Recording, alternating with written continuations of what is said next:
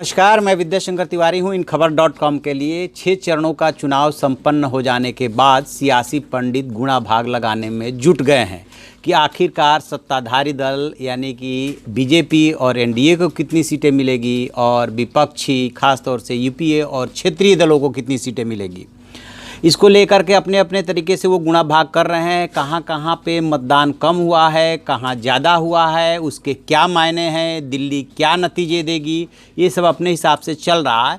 लेकिन एक गंभीर खबर जो है वो सुप्रीम कोर्ट की तरफ से है कि पहली बार ऐसा हो रहा है कि चीफ जस्टिस ऑफ इंडिया वो वैकेशन बेंच में शामिल होंगे और नियमित रूप से बैठेंगे। इसके पहले ट्रेडिशन ये रहा है कि जब भी समर वैकेशन होता था सुप्रीम कोर्ट में तो सीजेआई जो है अन्य जजों की बेंच बनाते थे कि वह इस समर वैकेशन के दौरान वैकेशन बेंच जो है मामलों की सुनवाई ऐसे ऐसे करेगी। एक एक हफ्ते की नॉर्मल ड्यूटी लगाई जाती है। लेकिन ऐसा माना जा रहा है कि चूंकि 23 मई को रिजल्ट आ रहा है और 24 मई तक एकदम तस्वीर साफ हो जाएगी, लिहाजा जो 25 मई से 30 मई के लिए वैकेशन बेंच सुप्रीम कोर्ट की बनी है उसमें रंजन गोगोई जो चीफ जस्टिस ऑफ इंडिया है उन्होंने खुद को शामिल किया है।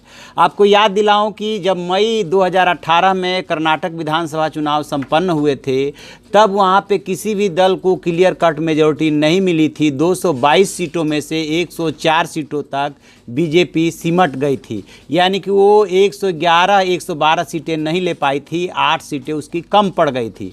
हालांकि जो राज्यपाल हैं यजुभाई उन्होंने जो है येदियुरप्पा को सीएम पद की शपथ दिला दी थी और 15 दिन दे दिया था मेजॉरिटी साबित करने के लिए।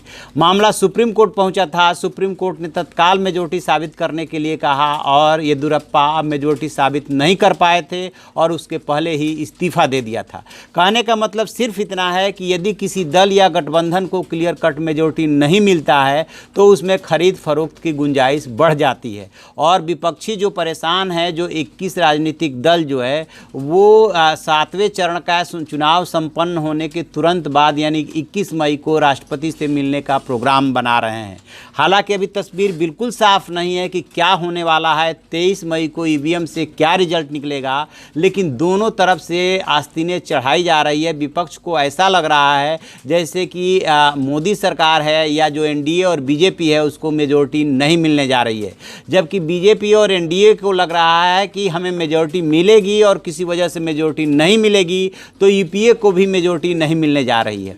अब थोड़ा सा जो राष्ट्रपति की भूमिका होती है उस पर गौर कर लेते हैं कि सामान्य तौर पे होता यही है कि सबसे बड़े दल या चुनाव पूर्व जो गठबंधन बना है उसको राष्ट्रपति जो है सरकार बनाने के लिए आमंत्रित करता है हंग पार्लियामेंट की स्थिति में।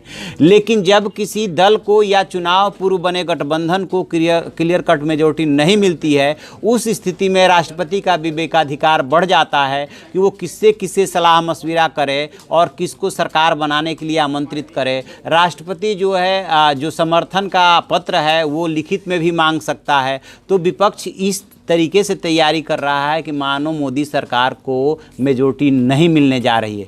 और यदि फेस रीडिंग करें, क्योंकि पॉलिटिक्स में फेस रीडिंग भी बहुत मायने रखता है, तो जितने भी बड़े राजनेता हैं चाहे वो किसी भी दल के हो किसी भी गठबंधन के हों तो उनके फेस पे ऐसा कोई कॉन्फिडेंस भी नहीं दिख रहा है, चाहे कांग्रेस अध्यक्ष राहुल गांधी हो और चाहे प्रधानमंत्री नरेंद्र मोदी हो, चाहे क्षेत्रीय दल हो। क्षेत्रीय दलों का एक कॉन्फिडेंस तो दिख रहा है।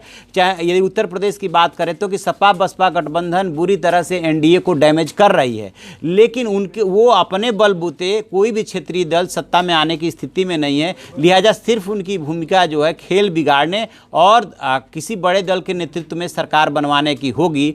उस कंडीशन में ये एक बात जरूर हो सकती है कि जो ममता बनर्जी मायावती जैसे नेता हैं वो अपने लिए ये सोचे कि यदि ठीक ठाक सीटें ले आते हैं तो वो क्यों नहीं बन सकते हैं पीएम। लेकिन ये जो सुप्रीम कोर्ट की खबर है वो मायने रखती है कि आखिरकार सीजेआई ने क्या सोच समझ करके अपने को वैकेशन बेंच में शामिल किया। क्या उन्हें इस बात का अंदेशा है कि कुछ गड़बड़ हो सकता है या मामला सुप्रीम कोर्ट में आ सकता है, लिहाजा उनको खुद को रहना चाहिए, खुद सुनवाई करनी चाहिए। इसके तरह तरह के मायने निकाले जा रहे हैं। तो हम इस खबर पे नज़र बनाए हुए हैं, जो भी इसमें अपडेट होगा हम अपडेट कराते रहेंगे। आप देखते रहिए हमारा डिजिटल चैनल इन खबर, उसे लाइक कीजिए, शेयर कीजिए और कमेंट बॉक्स में जाके कमेंट जरूर करें। Thank you. इन खबर चैनल को सब्सक्राइब करें और बेल आइकन दबाना ना भूलें।